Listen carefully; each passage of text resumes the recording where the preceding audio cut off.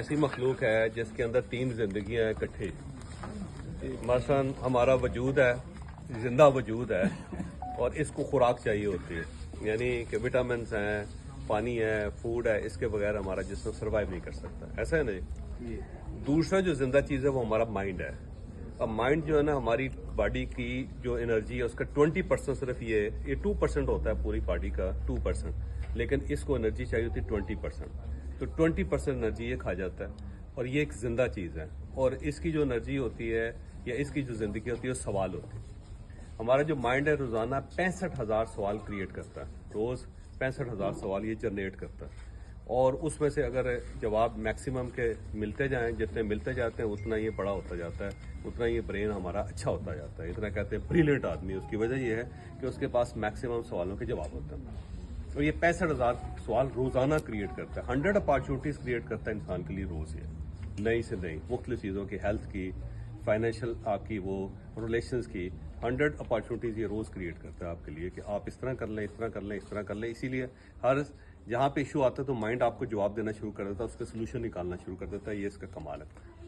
Third جو چیز ہے نا وہ ہماری اسپرٹ ہے، اور ہماری اسپرٹ بھی ایک زندہ چیز ہے، اور اس کو بھی فوڈ چاہیے ہوتی ہے. جس طرح ہماری باڈی ہے اس کو فوڈ چاہیے، جس طرح ہمارا برین ہے اس کو فوڈ چاہیے.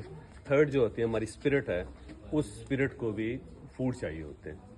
اللہ تعالیٰ نے جتنے انبیاء بھیجے ہیں ان کو تینوں چیزیں بھیجی تھی کہ آپ نے لوگوں کی باڈی پہ کیا کرنا اور اس کو کیسے بہتر بنانا ہے، لوگوں کے مائنڈ جو ہے اس کو کیسے بہتر بنانا ہے، ان کی اسپرٹ کو کیسے بہتر بنانا ہے. لہٰذا اسلام کے اندر تینوں چیزیں ہیں. ایک ایسا سلسلہ ہے جو آپ کے جسم کو بہتر رکھتا ہے کہ ٹائم پہ اٹھنا چاہیے، ٹائم پہ سونا چاہیے، کم خوراک کھانی چاہیے، بہتر خوراک کھانی چاہیے، ٹینشن سے بچنا چاہیے، انگزائٹی سے بچنا چاہیے. ہر ان ہمارے مسائل ہیں ان کا جواب اسلام دیتا ہے آپ کو. اس کے بعد مائنڈ ہے، دماغ سے ریلیٹڈ علم حاصل کرنا چاہیے، علم کی جستجو کرنی چاہیے، لوگوں کے پاس جانا چاہیے، بیٹھنا چاہیے، اس اساتذہ کو تلاش کرنا چاہیے، مسلسل کتابیں پڑھنی چاہیے. وہ کہتے ہیں کہ ہفتے میں 2 کتابیں آپ کو مکمل کرنی چاہیے. یہ ویسے ایک ٹیسٹ ہے، ہمیشہ یاد رکھیے گا. 80 کتابیں بنتی ہیں سال میں، اور اگر وہ آپ نہیں پڑھ رہے تو آپ کا مائنڈ پھر ڈرائی ہو جاتا ہے. سیم اتنا اسپرٹ ہے. اسپرٹ کی 2 چیزیں ہیں، پازیٹیوٹی. اگر آپ پازیٹیو ہوں گے تو آپ کی اسپرٹ جو ہے وہ بہتر ہونی شروع ہو جائے گی. ٹھیک ہے. دوسرا یہ کہ اچھے کام کریں، لوگوں کی ہیلپ کریں.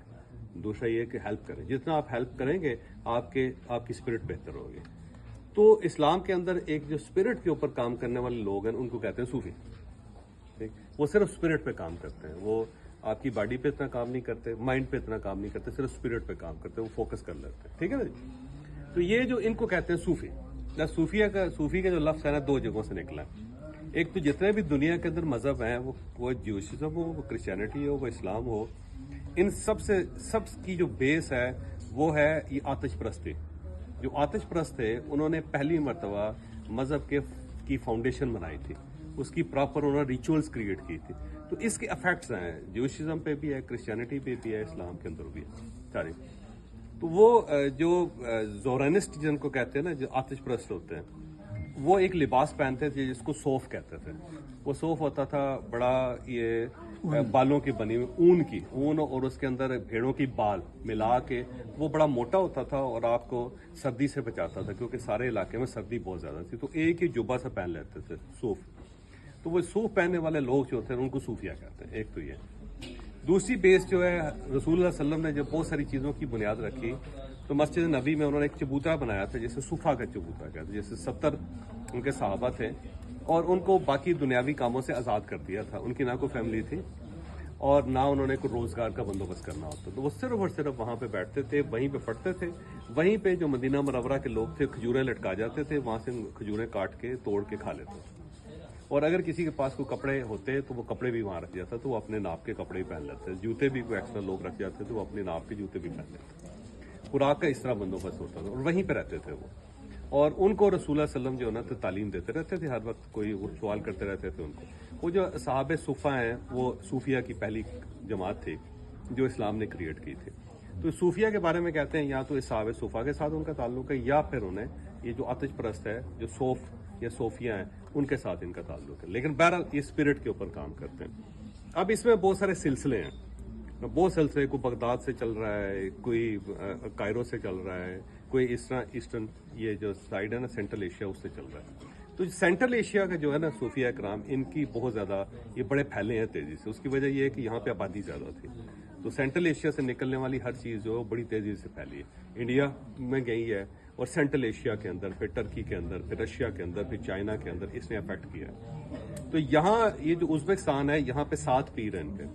یہ جو 7 پیر ہیں یہ سلسلہ ہے ایک 7 پیروں کا. ایک پیر جو تھا اگلے پیر کو نامینیٹ کر کے آگے چلا جاتا تھا, اور وہ پھر اس کے بعد اس جو صوفیہ کرام کا جو درس ہے اس کو لے کے آگے بڑھتے تھے. یہ ان 7 کے سلسلے کے آخری پیر ہیں. ان کا نام بہاؤالدین نقشبندی, یہ آخری پیر ہیں ان کے. ٹھیک ہے, ان سے جو پہلے چھٹے ہیں نا ان کو کہتے ہیں میر کلال, اور ان کا جو مزار ہے بالکل ساتھ ہے, وہ تھوڑا سا دو امیر کلال. امیر کلال, وہ امیر کلال جو ہے نا وہ نام ان کا کچھ اور تھا, لیکن وہ کیونکہ یہ برتن بناتے تھے تو کلال مٹی کو کہتے ہیں, تو مٹی سے بنانے والے جو برتن ہوتے ہیں ان کو کلال کہتے ہیں, تو وہ اس لیے انہیں میر کلال نے. یہ 7 کے 7 جو تھے آرٹسٹ تھے. پہلے بات تو یہ ہے کہ ان کے پاس کوئی نہ کوئی ہنر تھا. ایک صاحب تھے ان کے 7 پیروں میں سے, وہ جلاہے تھے, وہ کپڑا بنتے تھے اور کپڑا بنتے رہتے تھے, اسی سے روزگار کماتے تھے, اور وہی لوگ آ کے ان کے پاس بیٹھے رہتے تھے اور ان سے درس و تدریس کرتے رہتے تھے, ساتھ ساتھ کپڑے بناتے رہتے تھے. یہ جو نقشبندی صاحب ہے نا یہ نقاش تھے, یہ برتنوں کے اوپر نقش بناتے تھے. وہ ہوتا ہے نا آپ نے دیکھے ہوں گے اوزار لگا کے اس کو تھوڑی مار کے کر لیتے, تو اس کو نقاش ان کو کہتے ہیں. تو نقش گیری کرتے تھے یہ, تو اس لیے ان کو نقش بندی کہتے ہیں. تو یہاں پہ سارا ان کا محلہ تھا, سارا نقش بندی کو ختم ہو گیا اور تو ان کے خاندان کا, جہاں پہ صرف نقاش رہتے تھے اور برتنوں کے اوپر وہ نقش و نگار کرتے تھے, اور وہ دھات کے برتن ہوتے تھے اور اس کے اوپر نقش بناتے تھے تھوڑی مار کے اس سے وہ. تو یہ جب پیدا ہوئے, یا 1318 میں پیدا ہوئے جی, تو جب پیدا ہوئے تو میر کلال یہاں پہ آئے. ان کے پیرنٹس نے ان کو خود بتایا کہ آپ کا بچہ نہیں ہے, یہ ہمارا بچہ, ہمارے سلسلے کا بچہ ہمارے حوالے کر دیں. تو ان کے پاس ایک ہی بیٹا تھا, تو انہوں نے کہا کہ نہیں بڑا مشکل ہے, تو انہوں نے کہا نہیں یہ آپ کے ساتھ رہے گا ہی نہیں. تو بہرحال اس کے بعد انہوں نے ان کی تعلیم تربیت شروع کر دی. تو میر کلال کے پاس وہ شفٹ بھی ہو گئے بعد میں, تو وہ پھر انہوں نے ان کی تربیت و تعلیم کی ساری, اور یہاں سے پھر ان کا. اور یہ جو صوفیہ کا سلسلہ ہے نا اس میں سب سے بڑا صوفیہ کا سلسلہ نقش بندی ہے, سب سے بڑا ہے دنیا میں, سب سے بڑا ہے. اور ان کی روٹس جو ہے نا بہت گہری ہیں, اور مسلمانوں کے علاوہ بھی بہت ہیں. ہندو بھی ان کے ساتھ ایسوسیٹ ہیں, رشینز بھی ایسوسیٹ ہیں ان کے, چائنیز ان کے ساتھ ایسوسیٹ ہیں, اور مسلمان بھی ان کے ساتھ ہیں. تو بہت سارے مختلف مذہبوں کے لوگ جو ہیں, ایون جوش جو یہودی ہیں ان کے ساتھ بھی ان کا ہے, تو وہ بھی ان کے ماننے والے ہیں.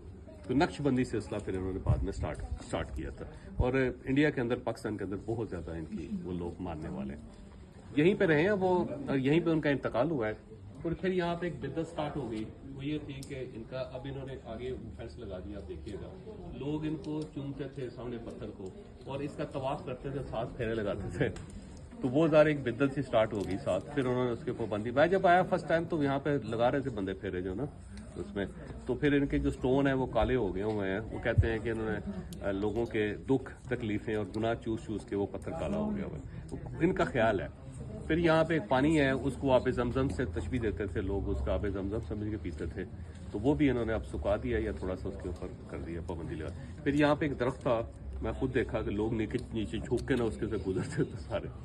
تو میں ویسے بیٹھا رہا بڑی دیر درخت کے اوپر, مجھے کچھ نہیں ہوا. تو وہ بھی تھا. اب قدرتی ہے یہاں پہ جو صوفیہ کرام ہے نا وہ ہمیشہ پانی کے پاس رہتے ہیں, یہ ذہن میں رکھیے گا.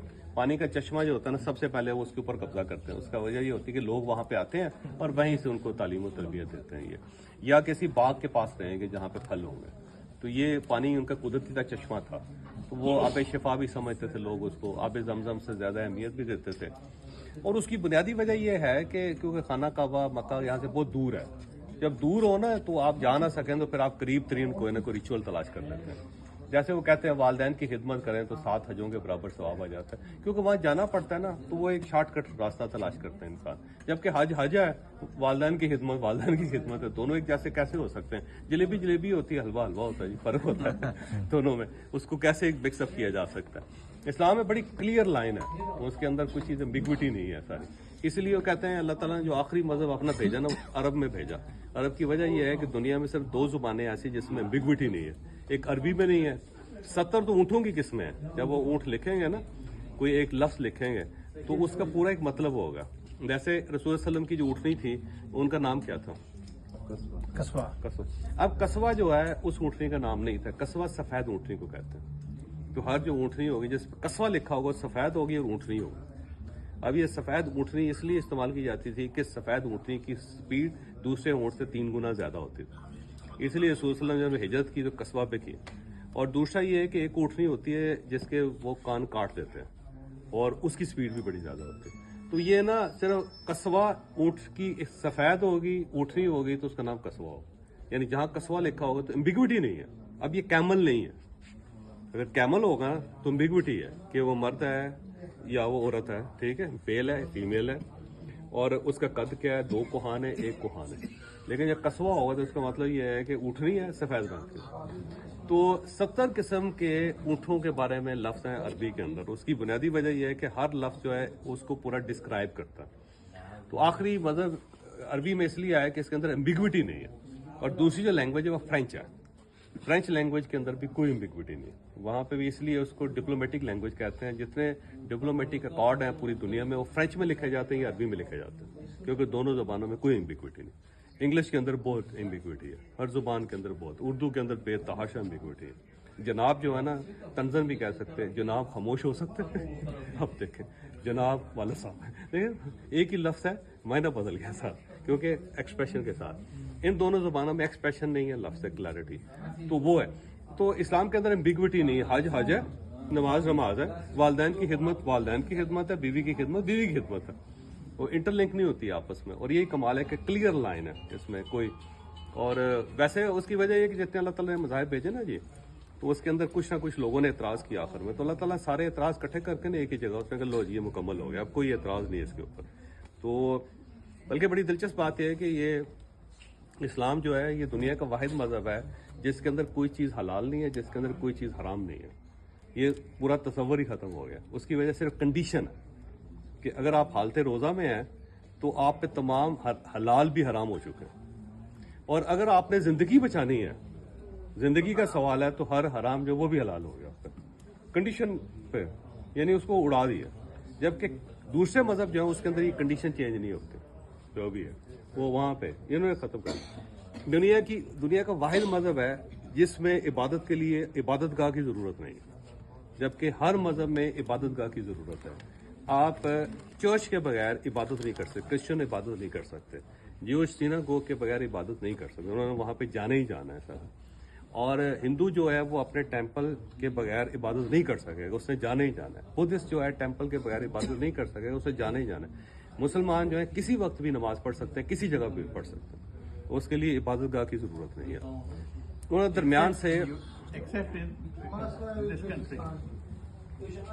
گھر پہ